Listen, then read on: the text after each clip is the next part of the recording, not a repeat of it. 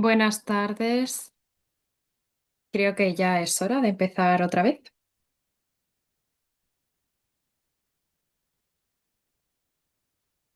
Hemos estado antes hablando del doctor Markman y bueno, le invité y él tiene un paciente con ET y nos va a explicar, bueno, en primer lugar, en qué consiste su hospital, que es uno de los más importantes, y cómo funciona y cómo les afecta esta enfermedad a los pacientes en Arabia Saudí.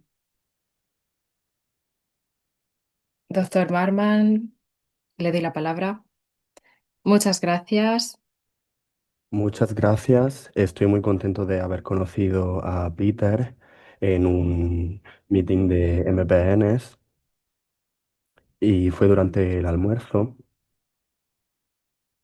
y quiero establecer algo en Arabia Saudí para explicar y concienciar al paciente porque hay una brecha en nuestra área y es que en Arabia Saudí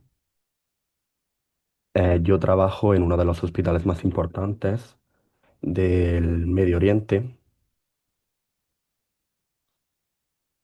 Tengo una diapositiva para ello.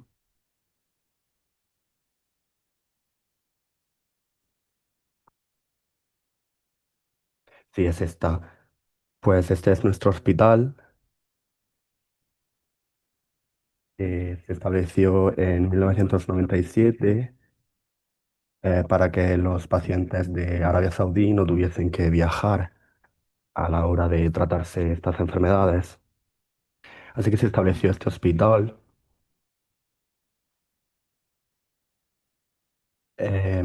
y había doctores de los Estados Unidos, también enfermeros, y transformaron este hospital en una multinacional. Eh, Tenemos 17.000 personas de 70 países del mundo.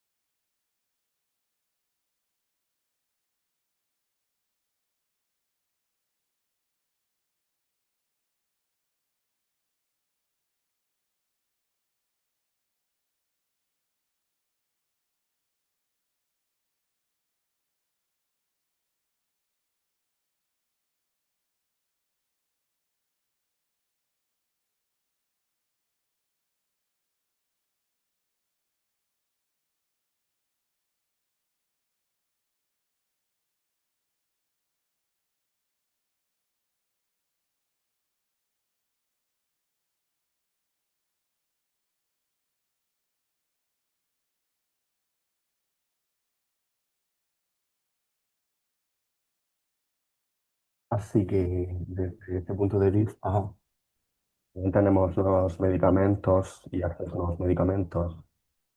Así que esta diapositiva también trata sobre la investigación que estamos llevando a cabo. Somos uno de los mejores hospitales y esto también representa el número de trasplantes. Y es que tenemos unos 400 trasplantes alogénicos y esto es un número muy grande. Somos el número 5 en el norte de África y queremos ser los primeros del mundo.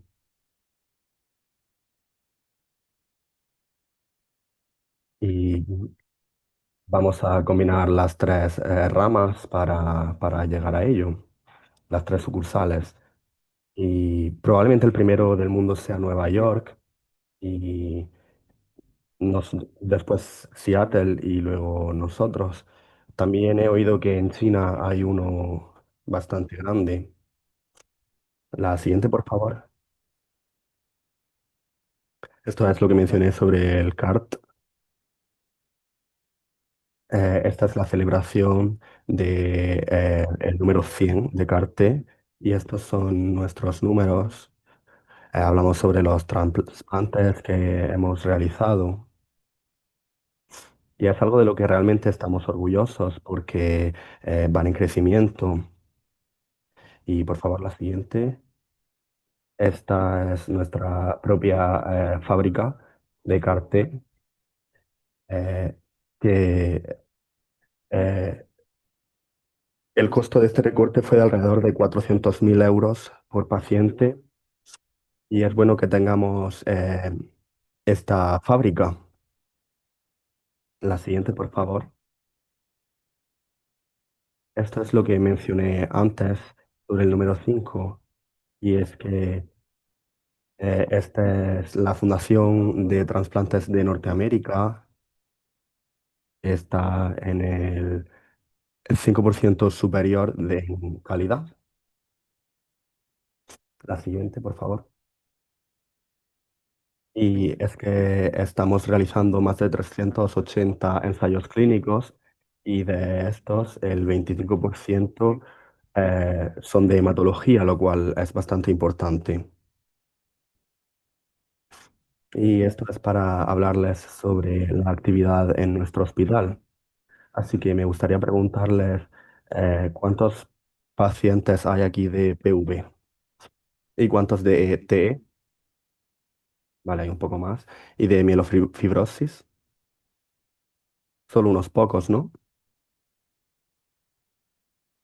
Solo unos 5 o 6 de mielofibrosis, vale. Así que ahora le voy a...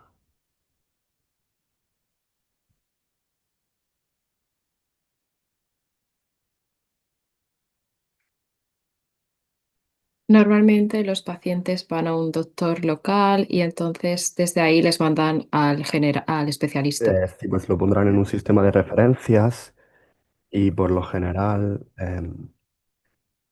hay un grupo de pacientes, que hay también uno en una ciudad del norte que pertenece a un grupo diferente, pero nos gustaría crear conciencia sobre nuestra sección y también información. Y por los viajes, normalmente me gusta que los pacientes estén geográficamente cerca de Riad. Y si necesitan un trasplante, porque un trasplante en un paciente de mielofibrosis es muy difícil, que esté ahí. Y si se presentan tarde, eh, se reciben transfusiones y la sangre puede contener 250 aceros y de hierro y en el hígado y entonces se almacena el hierro y en unas condiciones normales solo hay 1 o 2 gramos. Así que cuando se realiza una transfusión, por ejemplo la talasemia o la mielofibrosis, cuando se llega a esta etapa se necesita muchísima sangre, así que el hierro afectará mucho a las células madre. Y esto es lo que llamamos fracaso de injerto, porque el depósito de células, el depósito de hierro a veces fracasa y para reducir la ferritina a menos de 1000 o 2000 a veces es demasiado tarde y es muy importante tomar conciencia y hablar con los médicos para que no retengan al paciente, especialmente si es joven. Em, Generalmente en nuestro centro el trasplante preferimos con pacientes de menos de 65 años, pero en Estados Unidos ahora se realizan hasta los 75 o 79. Em, es malo cuando el paciente ya tiene alrededor de 65 y siguen tomando transfusiones. eh, y no se refieren a un centro de transfusiones. Así que lo que hacemos es buscar un donante, incluso si no necesita el trasplante ahora mismo, y lo observamos para poder referirlo a un centro de trasplante. ¿Cuántos trasplantes estáis haciendo al año? En mielofibrosis hacemos unas 10 al año, de las 200 que hay en mi centro de pediatría.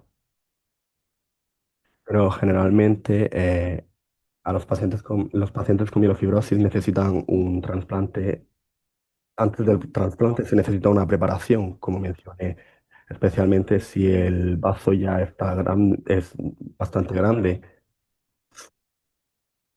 y las nuevas células se enfrentarán y también las células madre.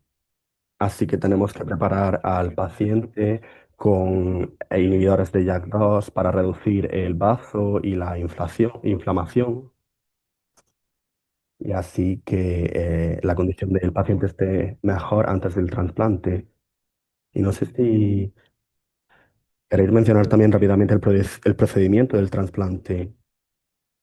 Y es que le preparamos al paciente y también le damos algunas inyecciones al donante durante 5 días para que produzca células madre. Y se toma una célula madre del brazo y entonces se le mete durante 2 horas en una máquina y recolectamos unas 5 millones de células madre y después tratamos de ver la hoja de ruta que tenemos. Y antes de esto le damos al paciente quimioterapia durante unos 4 días para para preparar su médula ósea para este procedimiento. Y entonces le pondremos las células y lo observaremos en el hospital. El paciente necesita estar ingresado al menos un periodo de 3 semanas y entonces su sistema inmune se verá afectado, la sangre también disminuirá, por lo que se necesitarán transfusiones sanguíneas. eh, y se intentará reducir las plaquetas y también los glóbulos rojos. Y esto suele tomar unas 2 o 3 semanas.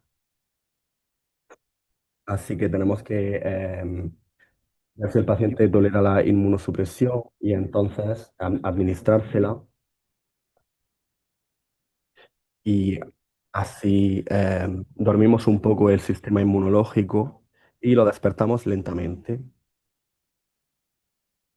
Eh, por lo tanto, tiene que estar en la misma ciudad que el centro de trasplante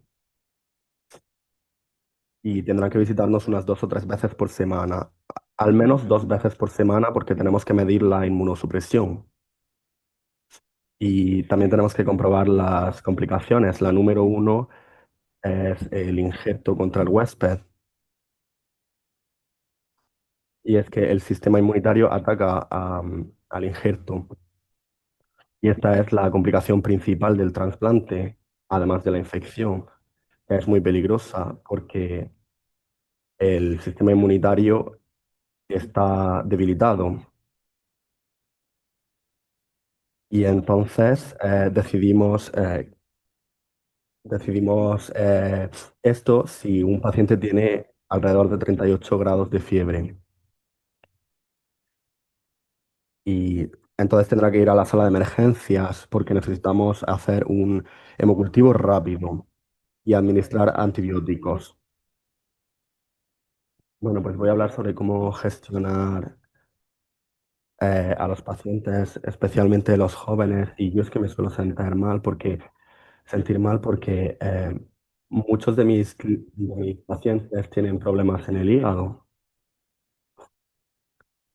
y el Jack Dog, digamos, 10 años antes de su presentación, em, el Jack 2 o T causará la trombosis en la vena porta. Entonces el paciente tendrá dolor abdominal y nadie suele pensar en eso.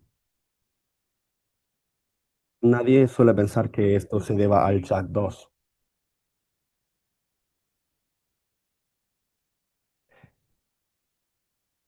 Esto significa que como el hígado no drena, se puede dañar.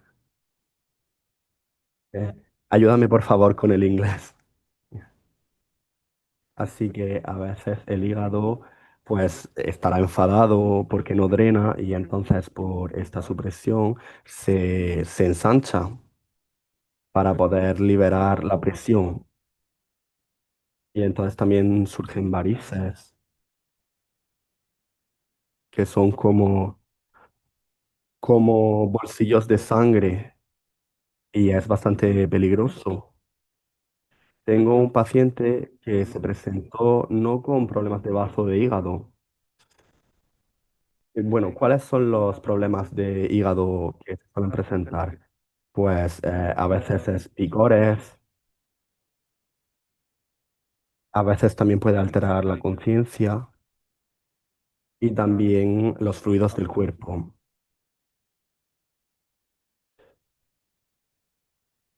Un paciente se presentó eh, que le pasó, era alcohólico y era bastante joven y lo peor fue que el doctor de hígado no era consciente del Jack 2, no lo había visto. Y en estas situaciones se tiene que actuar muy rápido para hacer un trasplante de hígado. Y es que en mi centro hacemos más de 200 o 300 de 300 trasplantes de hígado.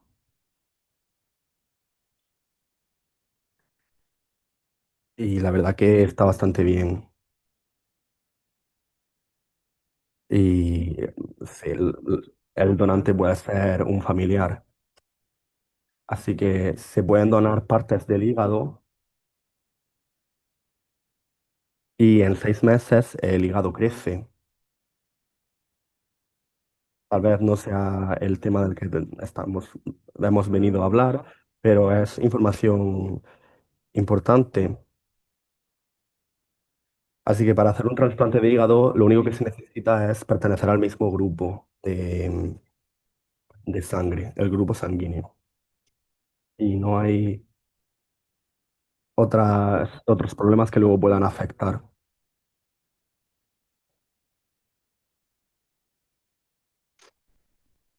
Ahora hay trasplantes robóticos y, bueno, pues si el especializado en el hígado no sabía lo que estaba pasando,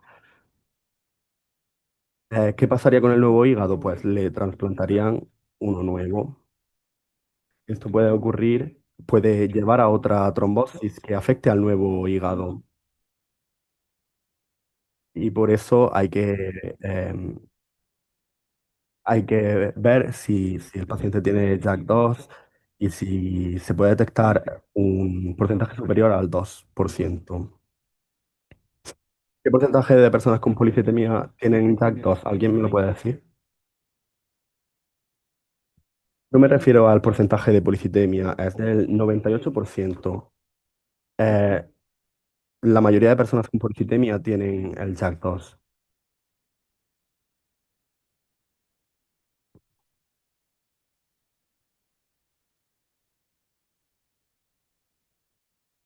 Bueno, cuéntanos sobre tu historia, por favor.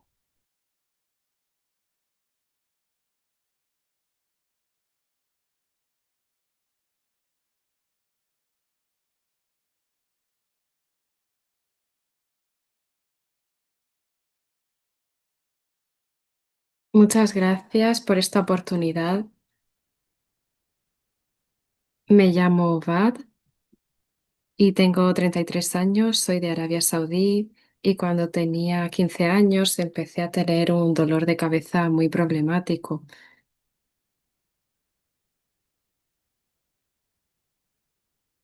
Me sentía como la cabeza muy espesa, me molestaba la luz, así que empecé a tomarme una aspirina cada día y me tiré 2 años buscando la respuesta hasta que un doctor me dijo que me hiciera un análisis de sangre.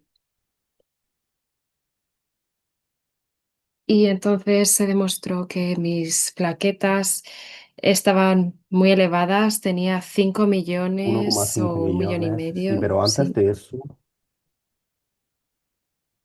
¿a qué tipo de doctor iba? Vale, y cuando te preguntaban sobre los síntomas, eh, porque la gente suele ir a doctores ENT y puedes sufrir hasta 2 años sin que te lo diagnostiquen. Y también en el colegio no te iba bien.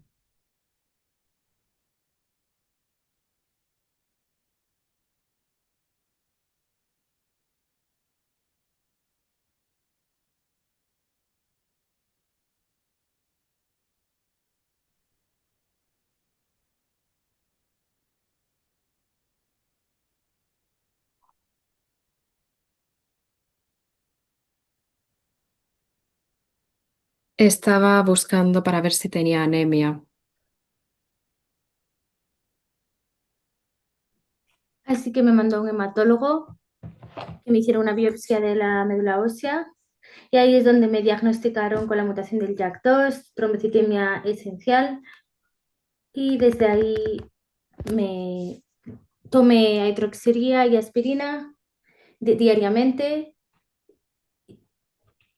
Casi el efecto de la cabeza prácticamente desapareció. Así que cuando tenía 27 años me quedé embarazada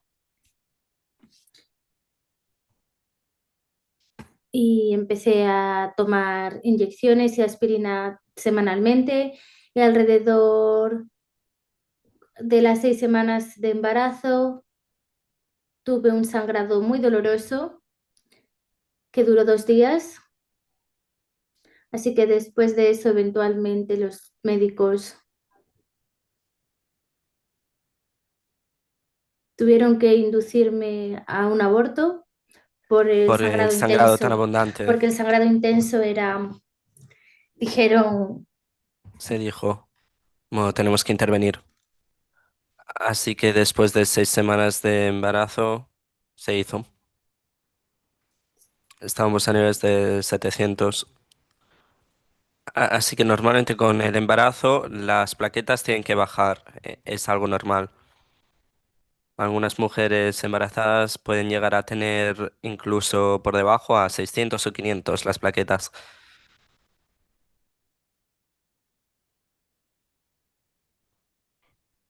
Así que para hacer que la médula y para evitar la trombosis provocada por el JAK2, bueno, y también mantuvimos la aspirina, claro, porque además el aborto sería como una trombosis, pero desafortunadamente para ella, ya con 6 semanas, el sangrado era demasiado grande, así que se llevó a cabo este aborto.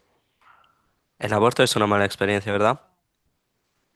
Sí, es muy dolorosa emocionalmente, es muy duro, fue muy duro para mí, fue una experiencia muy difícil.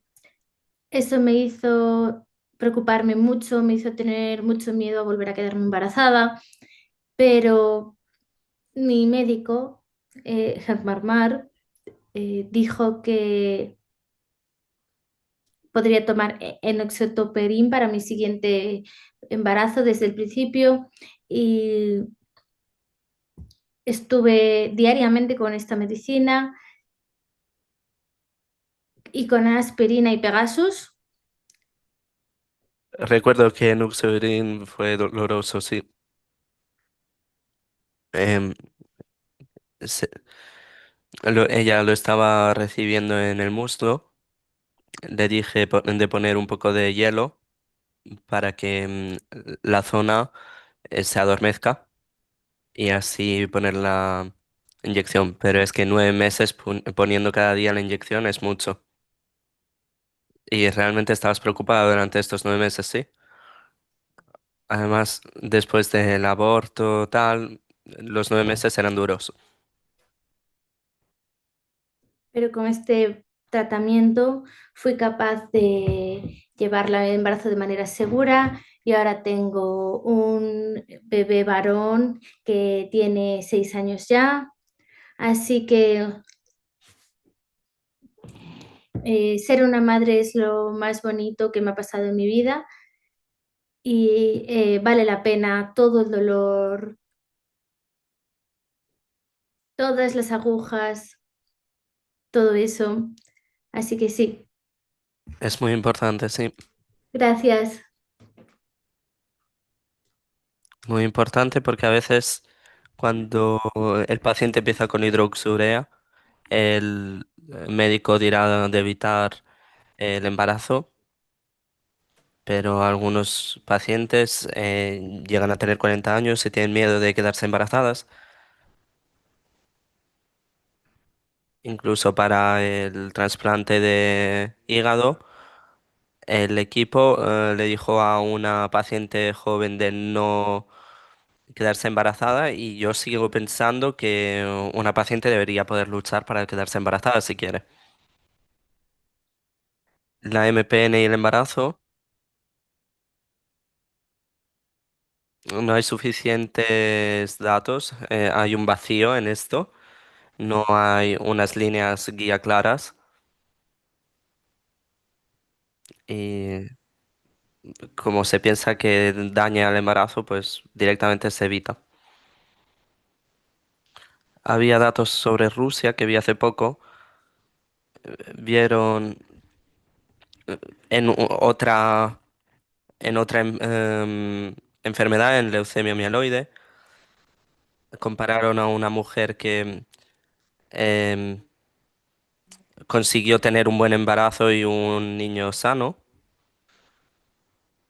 quien compararon a quien tomó Pegasus y a quien no, y daba el mismo resultado. Y también se comparó porque al principio Pegasus no hacía nada y también con el efecto de aspirina. Un compañero dio a un paciente 2 veces al día aspirina.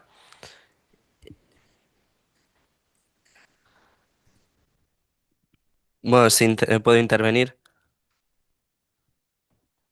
Muchas gracias. Es genial ver a tu hijo por aquí. Bueno, en el Reino Unido, por ejemplo, sí que se da interferón. Sí se da sí tienen T o PVs de alto riesgo con muchas plaquetas, directamente se da interferón. Existe el riesgo, sí, de sangrado o aborto. En algunos casos estoy de acuerdo de aumentar la aspirina, pero claro, bajo el riesgo de aumentar el riesgo de sangrado.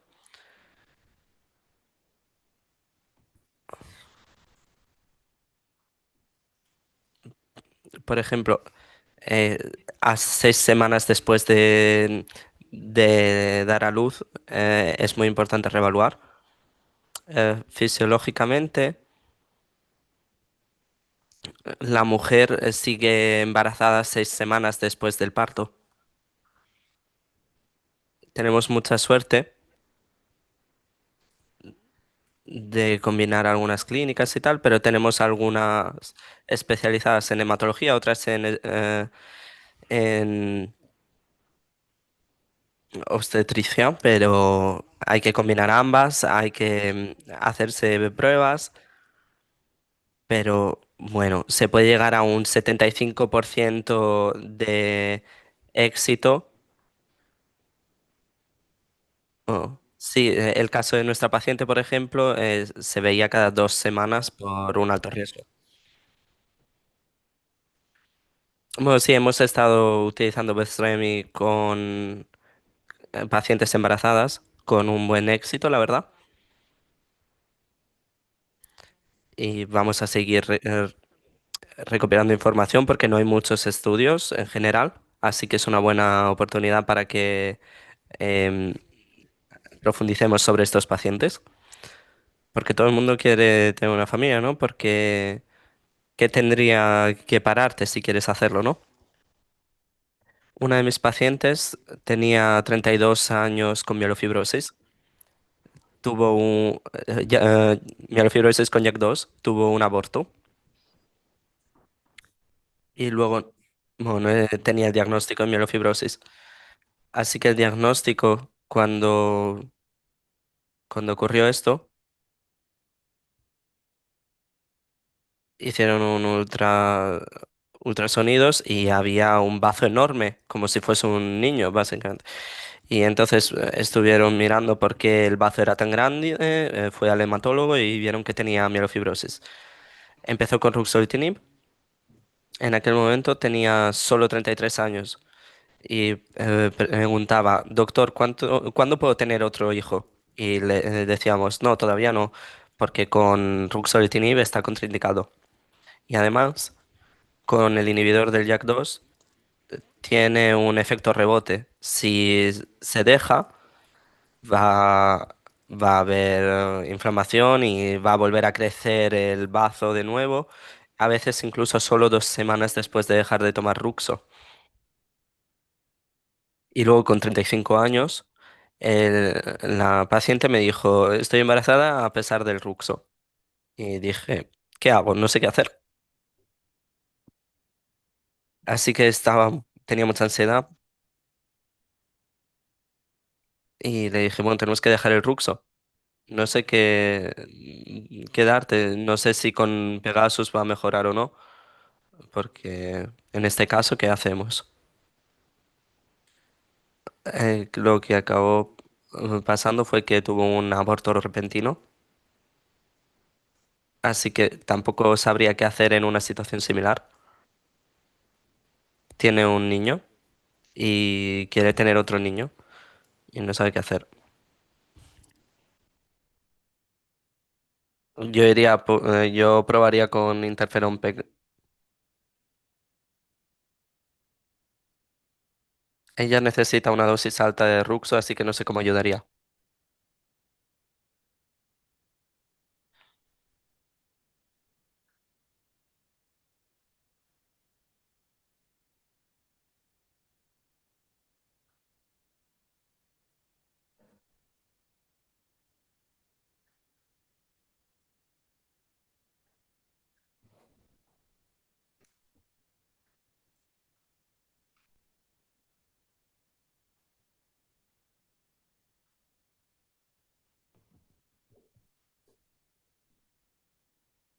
Así que me preguntaba cómo hacerlo. En realidad, al principio, antes del diagnóstico, mi familia y el doctor, como dijo el doctor, sintieron que quería saltarme la escuela, que es que no quería ir y ni siquiera iba a ningún lado, solo quería quedarme en casa. Así que cuando me volvió el dolor de cabeza, no podía simplemente tomar un antiinflamatorio y quedarme en la habitación. Así que después del diagnóstico se sintieron muy mal porque no me habían creído. Así que luego me apoyaron, obviamente, me ha apoyado. Y mi marido también después de eso. Bueno, en mi caso lo que he visto con mis pacientes es la dificultad que tiene la gente para ver esto, ¿verdad? Porque a lo mejor muchas personas dicen, bueno, simplemente es un dolor de cabeza o algo así, pero no ven el problema.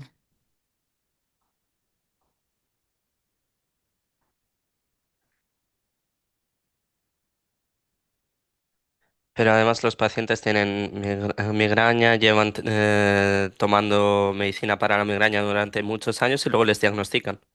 Y lo que sucede es que, bueno, todo este recorrido de ir de un doctor a otro hasta finalmente ver lo que pasa con las plaquetas y decir, vale, es esto lo que ocurre, es algo bastante habitual que les pasa a muchos pacientes que a partir de síntomas como la fatiga o el dolor de cabeza acaban siendo diagnosticados con esto.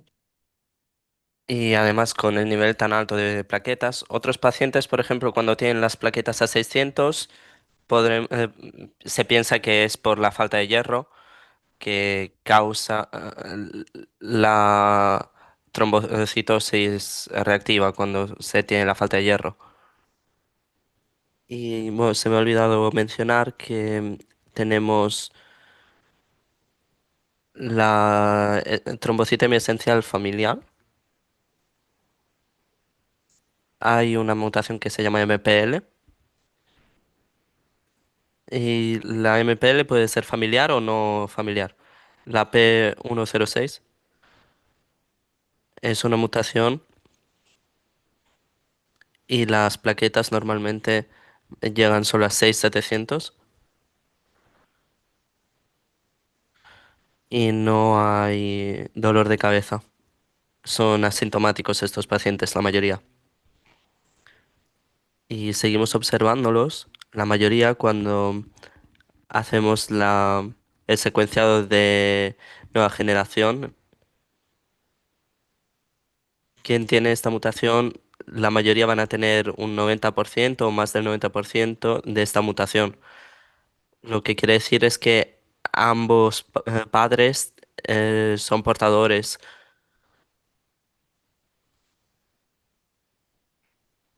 Así que, por ejemplo, si tienen 4 niños, pueden llegar a encontrar en uno o dos de estos niños pueden tener esta enfermedad. Vimos 2000 casos y no vimos ninguna mielofibrosis en esos pacientes.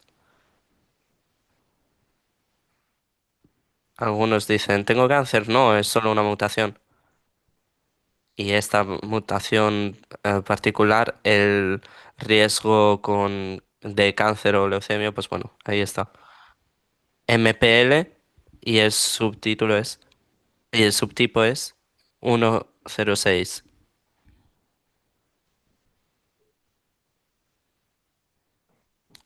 No sé si en Oriente Medio o en el Golfo es muy común ahí. En Qatar, Arabia Saudí.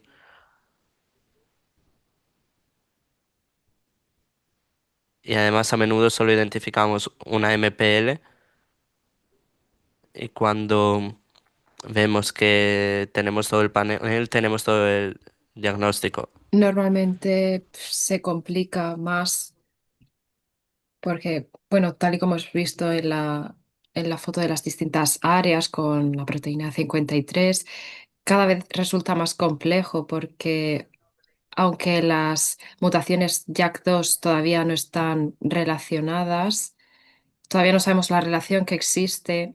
Bueno, un momentito que hay una pregunta. Un segundo, John. Pero la mutación B617F se descubrió en 2005 y fue un día investigando, pero ahora mismo con la tecnología que tenemos, con los distintos paneles y recuentos de miológenos, tenemos muchas mutaciones que tal vez tengan una relación. Yo tengo el caso de un paciente que tiene la mutación JAK2 en el exón 22, en el 14, ahora en el 22, y hay mucha gente incluso en el laboratorio que no sabe lo que esto significa. Y bueno, tenemos que seguir aprendiendo porque cada vez tenemos más información. Creo que John tiene una pregunta. Bueno, tengo tres preguntas.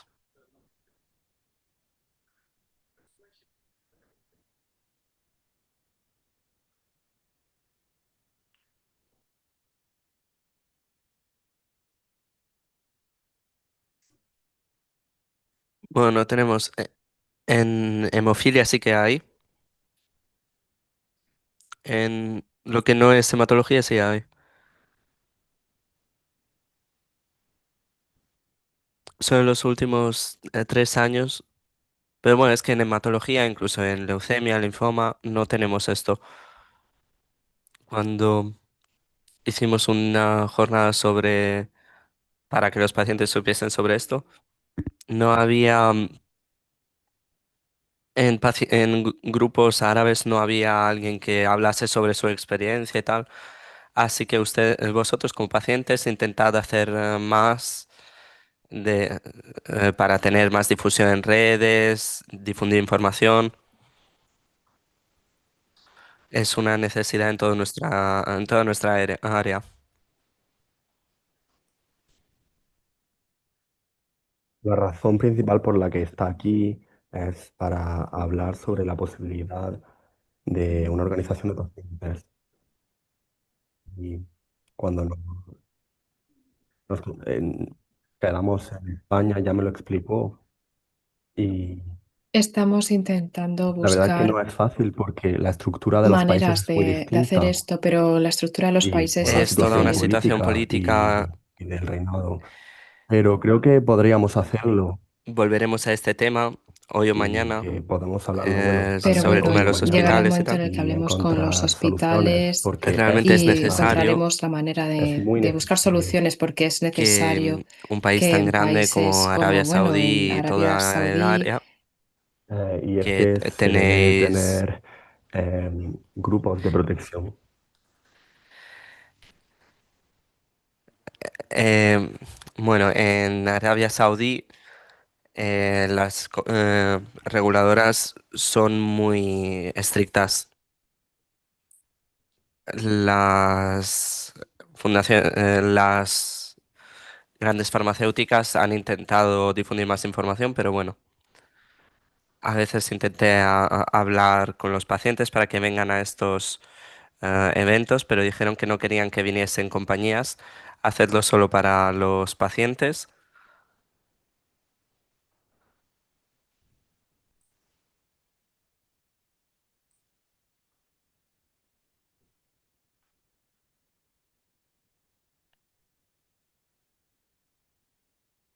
Creo que es un desafío porque es, digamos, sin ánimo de lucro y llegar a dinero y hay que acumular dinero y hay que organizarse de manera legal, reflejar a dónde va el dinero.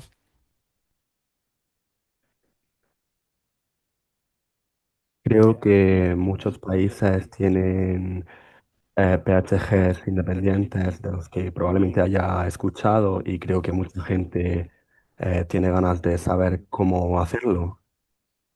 Así que espero que continúen las ideas. Y mi segunda pregunta está relacionada y es que parece que hay muchas personas que no están diagnosticadas en su país. Y me gustaría preguntar si sabe de cuál sería el Hay un problema. gran problema sobre esto. La solución es difundir información no solo a los hematólogos, porque ya saben estas cosas, sino también a otro tipo de médicos, porque a lo mejor no están interesados en tener tanta información sobre esto. Si tengo em, otras conferencias sobre este tipo de información, a lo mejor no me interesa. hay que intentar encontrar otro enfoque y se necesita más esfuerzo.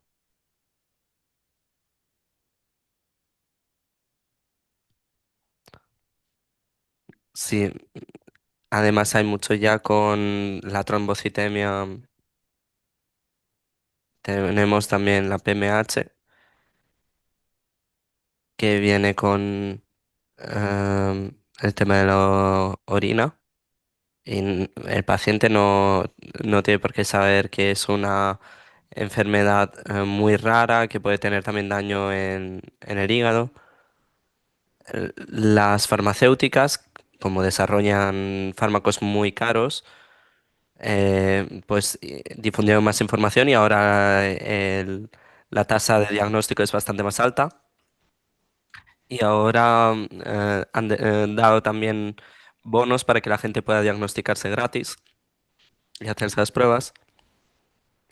Por ejemplo, si un doctor quiere diagnosticar el JAK2 y no tiene los medios, pues tiene estos bonos para poder hacerlo gratis, para que haya acceso a estos tests, ¿no? Y una vez que este problema ocurrió a muchos pacientes, pero ya no. Nosotros en Estados Unidos, en el Reino Unido, estamos formando bastante, casi todo el mundo sabe acerca del PV y bueno, intento formar también a mis doctores más jóvenes y que si viene algún paciente con un evento de trombosis, tienen que hacer este análisis para ver qué es lo que le sucede. Bueno, nosotros tenemos que hacer este esfuerzo como doctores, Y no estoy solo los totalmente de pacientes. acuerdo, y es que hay mucha gente que viene al hospital mm, y ya se ha desarrollado. Y mi última pregunta es sobre la taidría. Em, vamos a hablar de la hidro.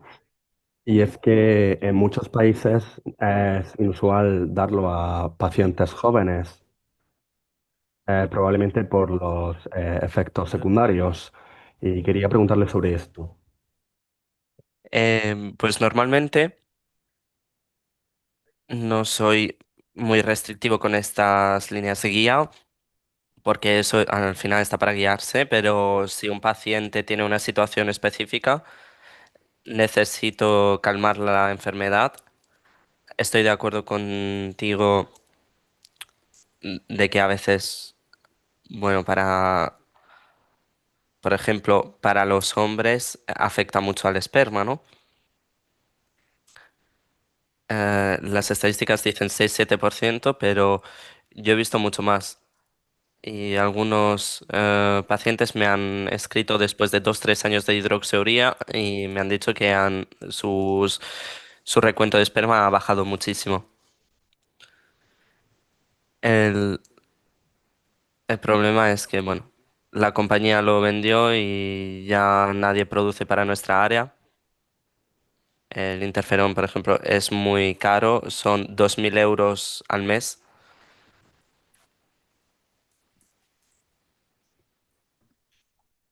Pero bueno, Pegasus volverá. Pharmaend, la nueva compañía, lo traerá. Pero el mercado americano es muy grande, así que primero necesitan cubrir ese y luego vienen a nosotros.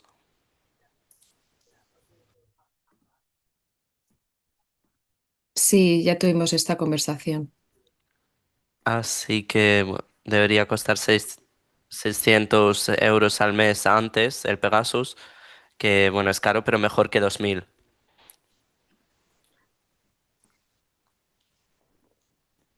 Y además se toma cada 2 semanas. Muchísimas gracias por la explicación. La verdad que me alegra saber que hay gente que es consciente de lo que hay que hacer. Estuve hablando con Peter anoche. ah, Adoro el doctor Hasselbalch de Dinamarca. él habla sobre lo que se equivoca en las líneas guía de estos medicamentos. No se debe abandonar al paciente, no se debe dejar evolucionar a la enfermedad, no solo porque causa trombosis, complicaciones cardiovasculares. Su mensaje es que con Pegasus e interferón, que la médula ósea ha vuelto completamente a la normalidad. Deberíamos informar más sobre esto. Vale, pues me gustaría ir al descanso. Muchísimas gracias a todos.